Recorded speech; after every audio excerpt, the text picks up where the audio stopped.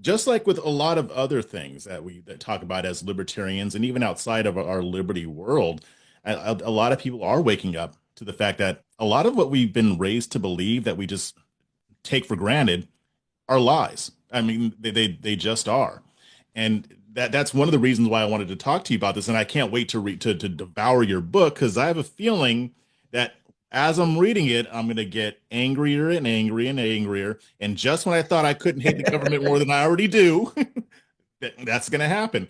And it also doesn't surprise me that a former IRS agent or that the clerk at the traffic court or whatever didn't really know why any of these things are in place. I read a book called Overruled by Supreme Court Justice Neil Gorsuch, and he actually breaks down how this bureaucracy works in such a way. Things are so complicated. We have so many laws that even the bureaucrats don't even know all the laws or all the rules that they create, and they can't even find them half the time. So it just goes to further show how bloated and how inept our government has gotten to the point to where it's corrupt, even if they're not even trying to be. It's just so completely corrupt. Yeah, absolutely. It's and like to your point, like you mentioned, like there's all kinds of things that we're starting to not trust. Like they use emergencies to expand their power, right? They do this all the time. We saw this during 9/11, started tapping, they were probably already tapping everything, but like they started tapping phone calls and everything. Um, COVID, they started, mask mandates, vaccine mandates, all this other stuff. They never had the authority to do that. And the courts admitted that later, right? The court said, yeah, you can't force people to take this vaccine. But in that time, before the courts had time to review it, people believed when Fauci came out or Biden came out or anyone came out and said, "Hey, we're going to make you take this." People believed that's the law and that's just what we have to do. Um, and it turns out that was a total lie. And then they, to add insult to injury, they were just like, "Oh, we never told you you had to do it, right?" But what's interesting is you look at the income tax, and that's exactly what they did with it. So the income tax was created in 1913. Hmm? Nobody paid it until like 1945, right? World War II, they're like, we need to raise a ton of money because if we don't win this war, we're all going to be speaking German, right? So everybody's panicking. We're all going to war. They're basically saying everyone's got to join the army. Everyone's got to file taxes. They're selling war bonds. That's when they started payroll tax withholding. Now, they never had any legal constitutional means to withhold our income, but they had a national emergency and everybody was scared. They had very limited media, right? You're getting your news from like 2 TV channels and a couple radio stations, right? They had complete control over the entire narrative.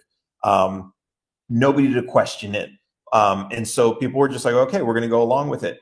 And once it was in place, it just stuck. And it's the same system we have today.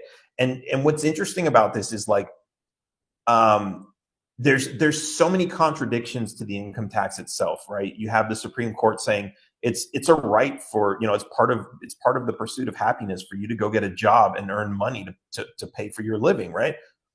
And then they say you don't have to pay taxes on rights because it's a right. You have a right to do it. It's not a privilege that you apply for a permit and get, right? But then on top of that, there's a concept that you don't have to pay a tax until the tax has been assessed. So why is money being withheld from our paycheck if the tax isn't assessed until the end of the year, right?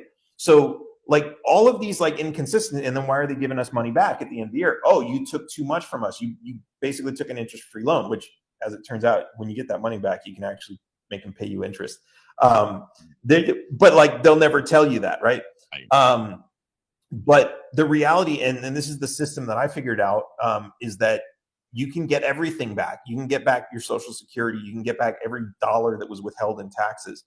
And you can do this because the tax just does not apply to most people. And I know this sounds like a crazy conspiracy theory, and like the first thing I know, a lot of you out there listening to this, you're like, tell that to Wesley Snipes. Yep. Nobody knows the Wesley Snipes story. Nobody knows the Wesley Snipes story. Go on Google or your favorite search engine and search for Wesley Snipes indictment and read it. It's only about 10 pages long. And you will find out he did not get the attention of the federal government because he refused to file or pay his taxes. What he was doing was he basically got talked into some crazy conspiracy theory where when he filed his taxes, he told the government, yeah, and by the way, you owe me an extra $10 million because my birth certificate is on deposit at the Federal Reserve and blah blah blah. Total nonsense. But this is what he was trying to do, and there's actually like a whole. I mean, it kind of gets into the sovereign citizens movement. That's what I was thinking. Yeah. There's another there's a whole reparations movement that's based on that kind of thing, right? Filing your taxes and then claiming, they have to give you a bunch of money back. And there's people all over social media. I see this all the time who they've never done any of this, and it's usually young kids. And like, I get it, like, yeah, the government sucks and they're all a bunch of lying creeps, right? But I see these young people who they heard all this information and now they're making videos about. And I was probably doing the same thing when I was younger, right? Before I had actually tested this stuff out. Yeah, I wanted to spread the information. I wanted everybody to know that the whole system is alive, but there's a lot of complete misinformation in all of that, which made it difficult. But anyways, the point is, like, that's the whole thing. And they, Al Capone, he got taken down for taxes. Yeah, he had alcohol and gambling businesses which were taxable under federal law, right? This wasn't about income tax, and he wasn't even challenging the income tax. There's actually transcripts of an interview that he had with his lawyers and some IRS agents, and they're basically like, "Yeah, here's our books, and we're just not going to pay the tax." They're just going and they're like negotiating over. Oh, we'll give you 5,000. No, we want 10,000. Just like just like negotiating, and then eventually they couldn't come to a number, so they're like, okay, well, we're going to throw you in jail. It was nothing to do with anything that a lot of the tax protesters have come up with along the way. And then you have actual tax protesters who are like, I just don't want to pay it because, like, I don't care if you throw me in jail, I'm not going to fund your wars. Totally different kind of tax protest. They believe that the government is, has the authority to throw you in jail for not paying. But they're like, that's a risk I'm willing to take because I'm not going to fund the wars.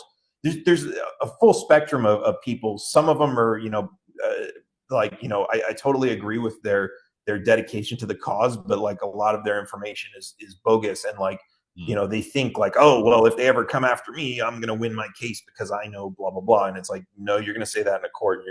They're going to laugh you out and throw you in jail. But so there's a lot of that to be careful of. And that's why I always put in disclaimers about, like, you're going to want to get out and fight the IRS as soon as you read this book, but don't do it because there's a whole lot more to the story. There's, years and years of information that I've been learning to, like, be able to do what I do.